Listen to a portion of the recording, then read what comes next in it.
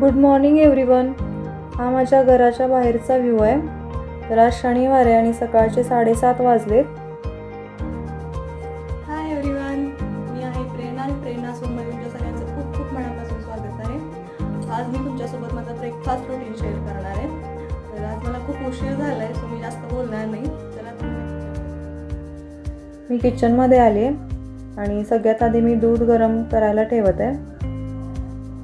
श्री उठायच्या आधी मला ब्रेकफास्ट तयार करायचा आहे. तो झोपला आहे अजून, तर माझी गडबड सुरू आहे, तुम्ही बघू शकता. आणि आज मी ब्रेकफास्टमध्ये मटर पुरी बनवणार आहे.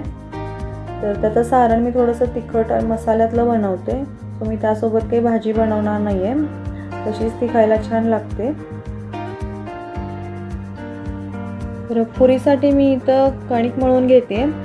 त्यासाठी मी 1 वाटी मैदा आणि 1 वाटी गव्हाचं पीठ घेतलं आहे आणि त्यामध्ये चवीनुसार मीठ आणि 1 चमचा तेल घालून ती मी घट्टसर कणिक मळून घेते आता. तर पुरीसाठी काही जास्त अशी सैलसर कणिक नाही मळायची, थोडी घट्टच ठेवते मी.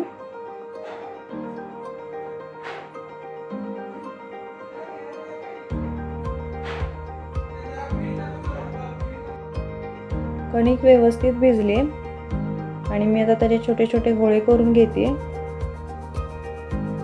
म्हणजे पुऱ्या पटपट बनवल्या जातील. मी असे एकदमच गोळे करून घेते.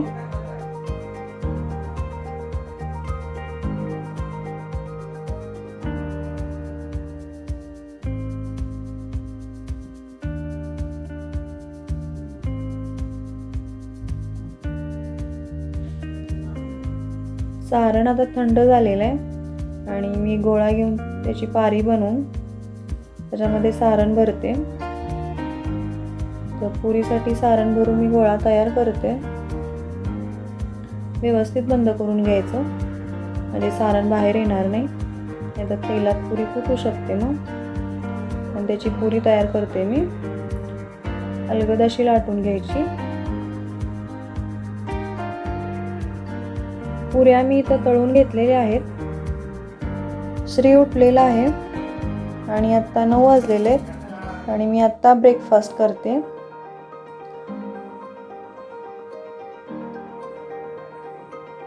हे ऑफिसला गेलेत, त्यामुळे श्री रडत होता, सो त्याला शांत केल्यानंतर मग मी ब्रेकफास्ट करते. श्री न्यूज बघतोय, खूप लक्ष देऊन बघत असतो.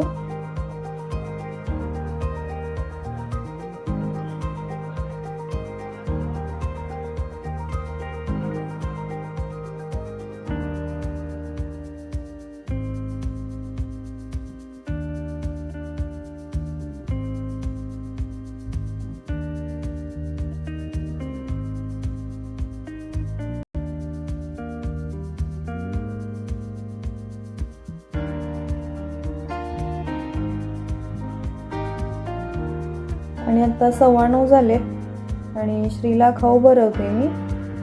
सकाळी तर त्याला मी दूध दिलंय, तर आता तो ब्रेकफास्ट करतोय. आणि रोज असं शाण्या बाळासारखं नाही खात, खूप दमवतो. आत्ता शूटिंग करतोय म्हणून असं प्रिटेंड करतोय की मी किती शाण्या बाळासारखं जेवतो, तर असं अजिबात नाही आहे.